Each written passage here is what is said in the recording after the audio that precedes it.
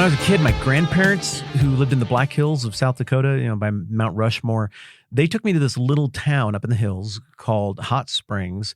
And at Hot Springs, they had opened up a woolly mammoth dig site. Apparently, a whole bunch of these prehistoric elephants, I don't know what happened, mass suicide, or they got stuck in a ditch, or somebody hunted them all. I don't know how they died, but they all died, and they're all right there. And you could go there and you could pay a little admission fee. I think you still can.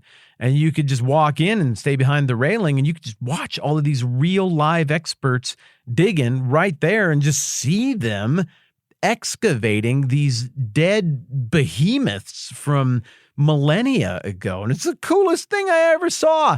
And I remember after that, I was on cloud nine coming home from that, all excited about dinosaurs and what secrets lay covered in the earth.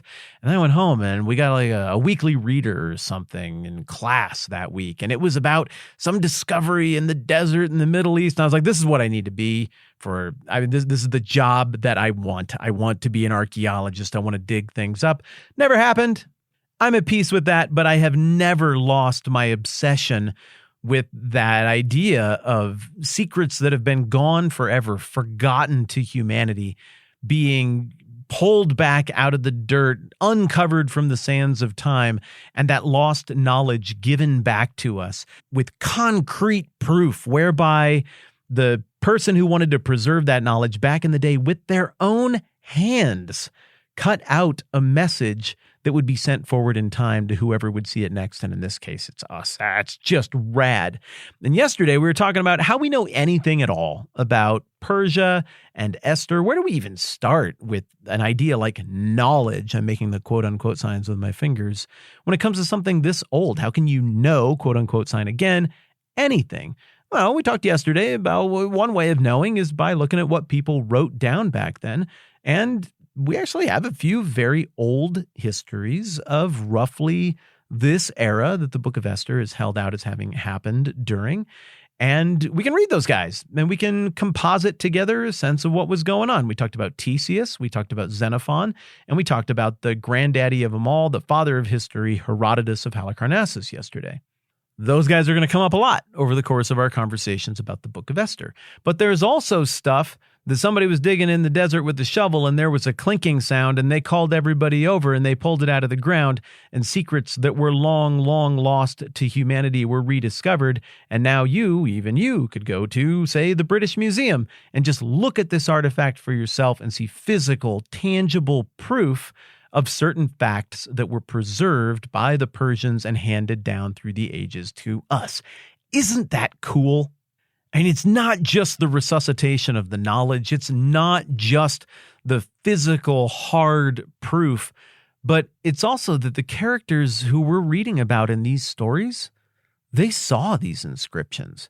Some of these sculptures and statues and some of the reliefs that we're going to be talking about today that have been handed down through the ages, like these rock stars, Cyrus, Darius, Xerxes, Esther, they saw these things. You'll recall that the book of Esther opens talking about how this is all happening in the citadel of Susa. Well, we know where that is now. Some of those ruins have been dug up. Some of that art is still visible. You can see stuff that almost surely Queen Esther saw when all of this stuff was going down. There's one particular part of this building that as we get further into the story, we'll talk about it more, but Esther would have had to have walked right through there to go to the throne room to appeal to the king. And like the last piece of art, she would have passed by a bizarre mythical beast sculpture, a relief carved into the wall of that hallway. The last thing she would have seen is she inhales and exhales deeply to collect herself to walk in to see the king. You can still see. It's still there. And so that point of connection with history as well that comes with these kind of sources where they put eyes on it and now you can put eyes on it. Man, I am gushing. I do that from time to time. Let's talk about these sources, or at least a few of the sources that the Persians themselves left behind that tell us things about how Persia was during the time of Queen Esther. One of the most famous is a thing called the Cyrus cylinder. If you've ever seen one of those little JBL Bluetooth speakers, it kind of looks like a football with flat ends. That is what the Cyrus cylinder looks like. And indeed, it's about the size of a football with flat ends. Why did I go JBL speaker? I should have just gone with a football with flat ends because more people know what that looks like. I'm relatively new at this. We've only done a few episodes. Thanks for your patience with me. And inscribed all around the surface area of that cylinder is some propaganda that it looks like Cyrus cooked up to help solidify his standing in the minds of his new subjects, particularly in Babylon, so that they would realize that the gods had ordained that there was going to be a new empire now. It's not going to be Babylon anymore. It's going to be the Persians. Cyrus is going to be the king. And so from this cylinder, we learn some facts about Cyrus's lineage and his past. And we also learn some things about his strategies and what he thinks religiously. It's here that he spells out very explicitly who he's descended from, what his titles are, and how the gods are behind it. Here's one passage from that. I am Cyrus, king of the world, great king, mighty king, king of Babylon, king of Sumer and Akkad, king of the four quarters, the son of Cambyses. Now, we've talked about Cambyses a little bit before. We're going to talk about him a lot more.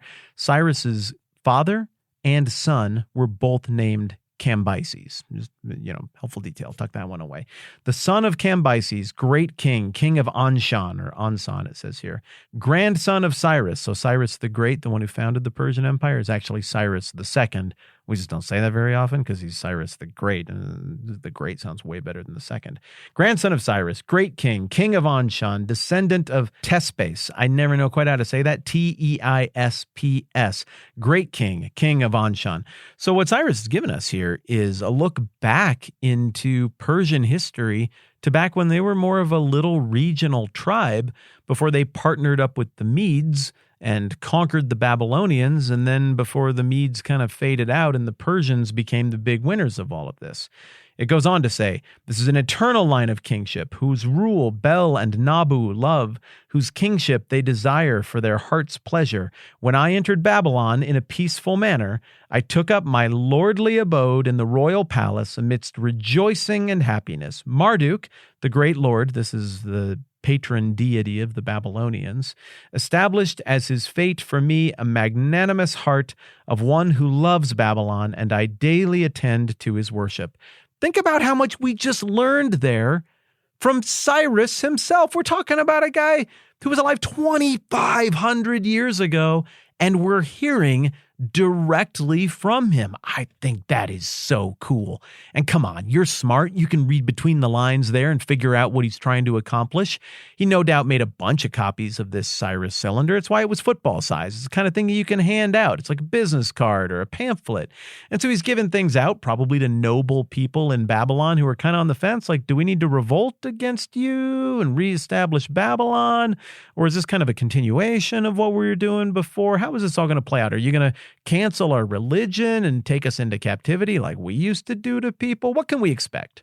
And so Cyrus hands out these cylinders and it answers everybody's questions. Okay, well, you're descended from a lordly line. I get it. And, okay. You were well received by Babylon, so people want you here, and yeah, you're being pretty humble about all of it, and you say you love the city, and you're so happy to be here as the greatest fans in the whole world, and then you go on to talk about how much you like Marduk, and you're going to go ahead and worship him too. I mean, that's very religiously and convictionally flexible on his part, but also it's really good propaganda. Now, we obviously have to interpret the Cyrus cylinder as propaganda, but still, it is useful, and it gives us insight into who this founder of the Persian Empire is. Did I seriously already burn all of our time just by being excited about digging up mammoths and by the JBL speaker football cylinder of Cyrus? I sure did. But you know what? This is a beautiful thing. When we did that last series, which I guess we call season 2 of this podcast, there were hard deadlines, my friends. It was, hey, today we are covering the book of 2nd Chronicles. There is no tomorrow. It all has to happen in this episode. And it was kind of stressful. I mean, it was super fun. I really liked doing it. But it was a lot. There was no opportunity to bleed something over into the next day. But now, I've got my beloved pace back. And we can just take our time and dive as deep as we want. So tomorrow, I'm going to talk about some more rad stuff that went clink on the end of a shovel out in the desert that bridges the gap between us and this amazing people group who were around 2,500 years ago. Thanks for hanging out with me. I'm Matt. This is the 10 Minute Bible Hour podcast. Let's do this again soon.